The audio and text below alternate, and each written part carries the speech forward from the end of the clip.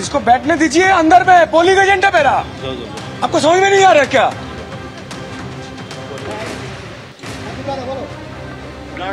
আমি ভিতরে যাচ্ছি। প্রার্থীকে এসে একবার দেখলাম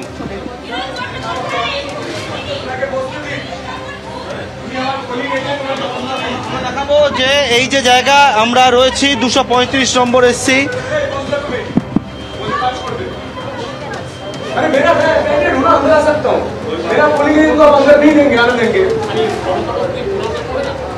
ऐसा करता है तो सर मार के भगा दिया ना यहाँ से।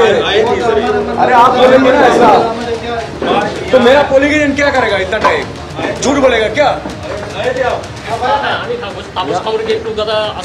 আপনি এসেছিলেন বলছে আপনি আমি এসেছিলাম, আমি এসে ফার্স্টে ঘুরে গেছি, আমি থেকে ঘুরে দিয়েছি, আমি ফার্স্টে এসেছিলাম না। বলছেন তিনি এসেছিলেন পোলিং এজেন্ট, তিনি বলছেন এসেছিলেন কিন্তু ওনাকে ঢুকতে হয়নি। হিরণ চট্টোপাধ্যায় একেবারে কেন্দ্রীয় বাহিনীর যারা দায়িত্ব রয়েছেন তাদেরকে বললেন যে তাদের দায়িত্ব সম্পর্কে। পোলিং এজেন্টকে বসতে দেয়নি, সকালে মেরে বার করে দিয়েছে। আর এই কেন্দ্রীয় বাহিনী পুরোপুরি এখানে কোনো সাহায্য করছে না, কোনো কোঅপারেশন করছে না। कोई कोऑपरेशन नहीं कर रहा है सेंट्रल फोर्स। सेंट्रल फोर्स क्या बोल सकते हैं?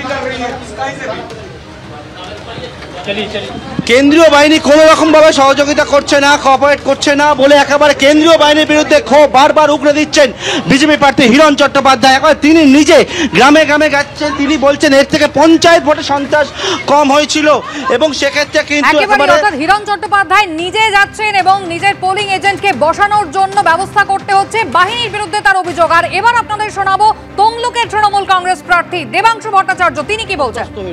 তৃণমূল কংগ্রেস কর্মীদের তাড়ানো হচ্ছে, আমাদের দুজন বুথ এজেন্টকে তুলে নিয়ে যাওয়া হয়েছে, তাদেরকে কোথায় গায়েব করে দেওয়া হয়েছে আমরা এখনো পর্যন্ত জানি না।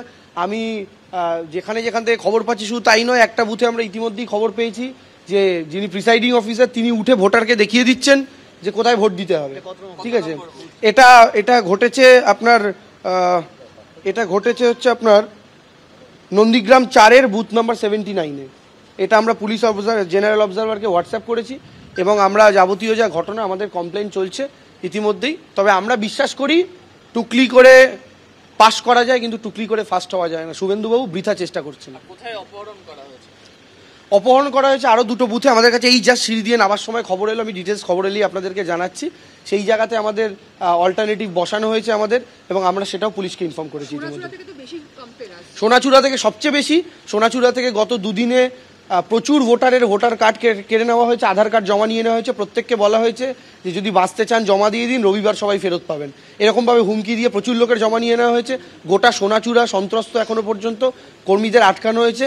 একটা জায়গা থেকে জাস্ট একটু আগে খবর পেলাম যে কোনো একটা জায়গায় সম্ভবত একটা বাঁশের সাঁকো ছিল যেখানে ওপার দিয়ে ভোটাররা এখানে আসেন 400 ভোটার, সেই সাঁকোটা পর্যন্ত ভেঙে দেওয়া হয়েছে যেন 400 ভোটার আসতে না পারেন। এই খবরটা আমাদের কাছে এসেছে।